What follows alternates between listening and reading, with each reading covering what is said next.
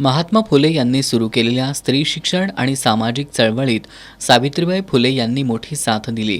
शिक्षण क्षेत्रामध्येच नव्हे तर समाजातील अनिष्ट रूढी परंपरांनाही छेद देत त्यांनी मोकळा श्वास घेण्यास मोलाची कामगिरी बजावली. अशा या महान समाजसुधारक सावित्रीबाई फुले यांची आज जयंती. यानिमित्त कोल्हापुरातील रयत फाउंडेशनच्या वतीनं पदयात्रेचं आयोजन करण्यात आलं होतं. मिरजकर तिकटी इथून या पदयात्रेला सुरुवात झाली. सावित्रीबाई फुले यांच्या वेशभूषेतील महिला हातात पाटी आणि घोषवाक्य लिहिलेले फलक घेऊन या पदयात्रेत सहभागी झाल्या होत्या. पदयात्रा बिंदू चौकात आल्यानंतर महात्मा ज्योतिबा फुले यांच्या अर्धपुतळ्याला पुष्पहार अर्पण करून अभिवादन केलं गेलं.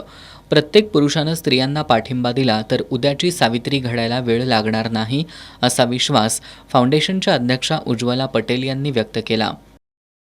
महात्मा ज्योतिराव फुले होते म्हणून आम्ही म्हणेन की सावित्रीबाई घडल्या आणि इथून पुढे सुद्धा असाच जर प्रतिसाद पाठिंबा स्त्रियांना प्रत्येक पुरुषांनी जर दिला तर नक्कीच उद्याच्या सावित्री घडायला वेळ लागणार नाही. ही पदयात्रा यशस्वी करण्यासाठी अमृता दिवसे, धनश्री जाधव, मयुरी प्रभुलकर यांनी विशेष परिश्रम घेतले.